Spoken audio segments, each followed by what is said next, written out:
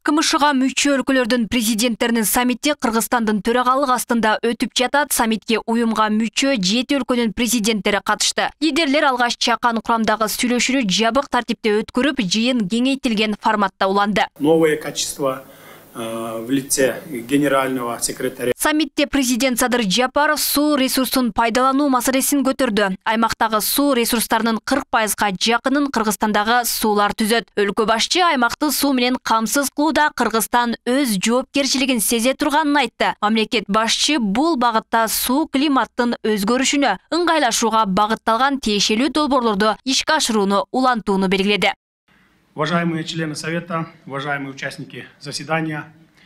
Бул контекстте суу ресурстары пайда болгон аймакка климаттын терс таасирлерин, ошондой эле аймактагы өлкөлөрдүн суу инфратүзүмдөрүнүн эскилиги жеткенин эске алуу менен биз өз убагында чараларды көрүүнү жана ирригация, энергетика, инфратүзүм жаатында суу жана жер ресурстарын натыйжалуу пайдаланууга, арзан жана экологиялык жактан таза электр энергиясы менен камсыз кылууга, ошондой эле климаттын өзгөрүшүнө ыңгайлашууга багытталган тиешелүү долбоорду ишке ашырууну улантууну жактайбыз. Жыйында Орусиянын лидери Владимир Путин Россия КМШ өлкөлөрүнүн азык-түлүккө болгон бардык муктаждыгын канааттандыра аларын айтты. Анын алкагында уюмга мүчө өлкөлөр мамилелерди өнөктөштүк, өзара пайда жана бири-биринин кызыкчылыктарын эске алуу принциптеринде гана түзүшөт. Ал КМШ кызматташуунун ишенимдүү форматы бойдон калаарын белгилеген. Ал эми кечээ күнү Кыргызстан менен Орусиянын ортосунда бир катар документтерге кол коюлган. Анда билим берүү, айыл чарба, коопсуздук, жаратылыш жаатындагы кызматташтык.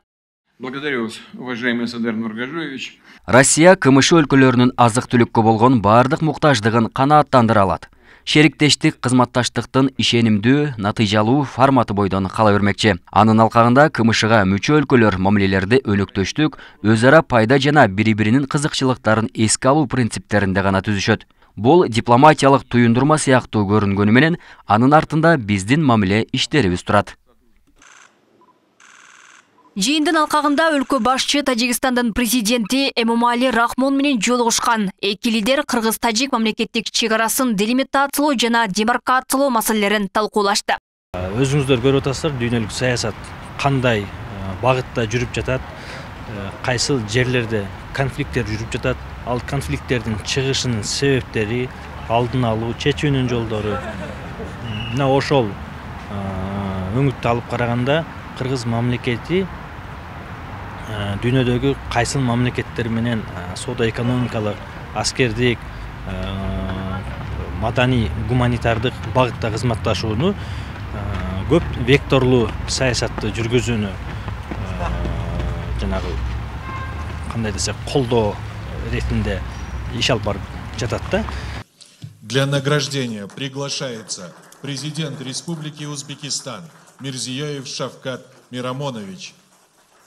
Саммитте Өзбекстан президенти Шавкат Мирзиёев КМШнын ардак белгиси менен сыйланды. Коңшу мамлекеттин башчысына сыйлыкты президент Садыр Жапаров тапшырган. Сыйлык Өзбекстан лидеринин КМШнын өнүгүшүнө, кызматташтыгына жана достукту бекемдөөгө кошкон салымы үчүн берилген.